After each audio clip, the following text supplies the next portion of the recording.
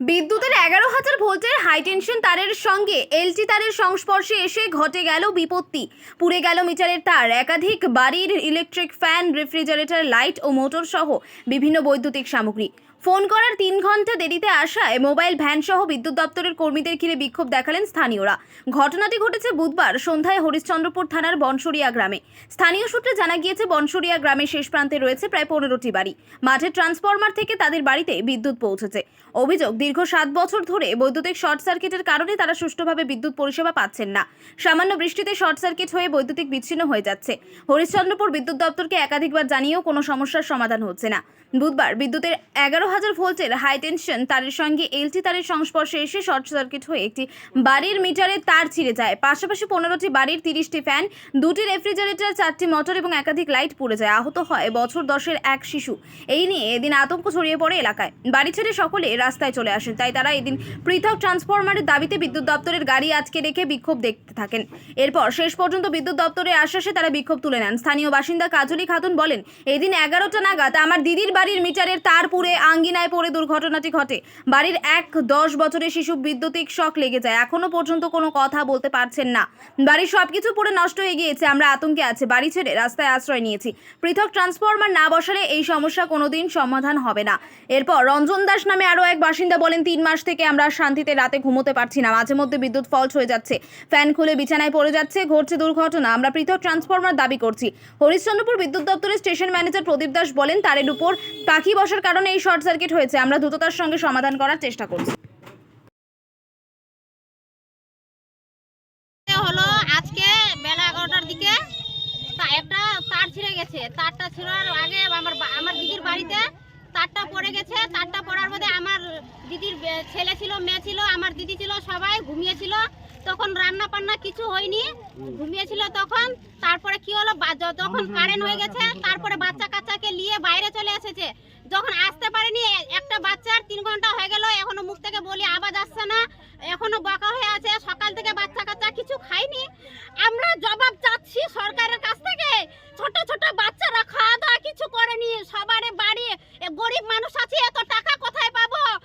যে 3টা 4টা করে এক একজনের পাংখা ফুকছে এত গরমে। সরকার কেমনি থাকছে? এসিতে থাকছে, পাংখায় থাকছে, হচ্ছে না কুলারে থাকছে। আমরা মজদুর আছি, আমরা কি করব? আমরা একদিন আজকে খাচ্ছি, কালকে আমরা খাওয়ার জন্য সোচ্ছি কি খাবো কি দাবো।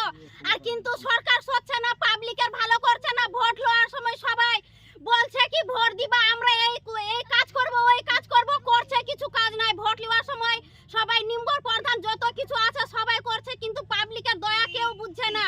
এখানে 15টা বাড়ি আছে, মানে 40টা পাংখা আর 2টা ফ্রিজ, 5টা থেকে 6টা মোটর, সব কিছু চলে গেছে। আমরা সরকারের কাছ থেকে দাবি চাচ্ছি, ক্ষতিপূরণ চাচ্ছি। আমরা আমাদের বাড়ির পাশে মিটার পোল দিয়ে দাও আর ট্রান্সমিটার দিয়ে দাও। আমরা কিছু চাচ্ছি না, আমরা শুধু দয়া করে এইটাই চাচ্ছি আপনাদের কাছ থেকে। আপনারা যেটা পারবেন যত তাড়াতাড়ি হয় তত তাড়াতাড়ি একটু করে দিলে ভালো হবে।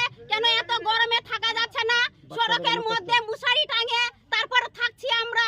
আমরা কিন্তু এত করছি না, কিন্তু যত দিন থেকে হচ্ছে, মানে 5 থেকে 6 বছর থেকে এত ক্ষতি হচ্ছে 15টা বাড়ির, কিন্তু এত দিন কিছু হচ্ছে না। একবার আমরা দরখাস্ত দিয়েছিলাম, কিন্তু আমাদের দরখাস্ত কিন্তু লাইনের বিজলি বিল থেকে যেখানে টাই করছে, আমাদের কিছু হলো না।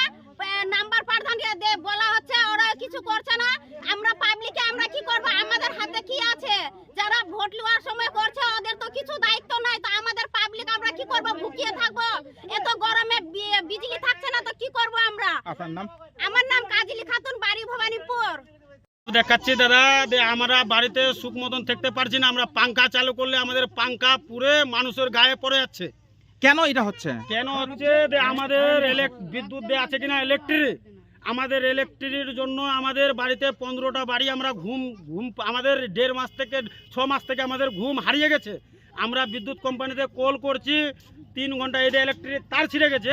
ইলেকট্রিক তারটা অবধি ঠিক করার জন্য 3 ঘন্টা বাদ আসলো। আমাদের পুরো বাচ্চা থেকে গেলে যতগুলো আছে, মায়া মানুষ থেকে গেলে সবাই আমরা রাস্তার পাশে, আমরা রাস্তায় ঘুমিয়ে আছি। কোনো বিদ্যুৎ কোম্পানি আমাদের কথা কানে নিচ্ছে না।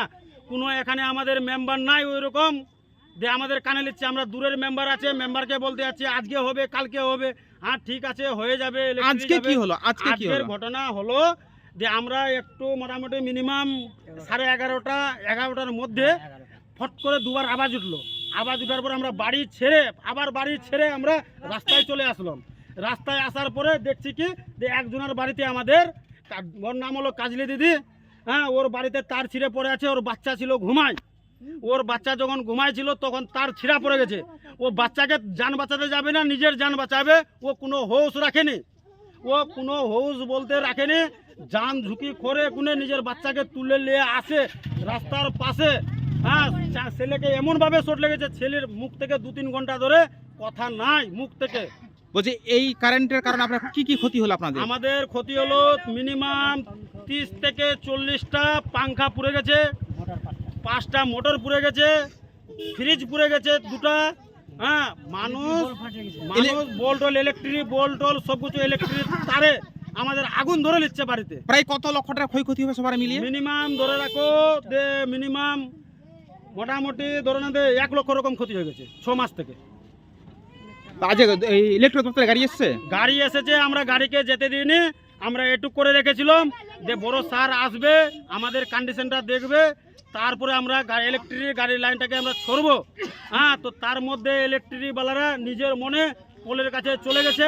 পোলের কাছে আমরা বললাম যে বড় স্যার না আসলে আমাদের লাইন ট্রান্সফরমার ভিড়ানো হলে আমরা বিদ্যুৎ ঠিক করবো না। আমাদেরকে বড় স্যার আসে কথা দোক যে না, আমরা ইলেকট্রিক, আমরা আপনাদের পার্সোনাল এতটি বাড়ি আছে, এতটি ক্ষয়ক্ষতি হয়েছে, আমরা পার্সোনাল একটা ট্রান্সফরমার দিব, আপনার সুখে সংসার করবেন, আপনারা ভালো করে ঘুমাতে পারবেন রাত্রেবেলায়। আপনার নাম? আমার নাম হলো রঞ্জন দাস, বাড়ি? বাড়ি হলো বনসুরিয়া লারিয়া।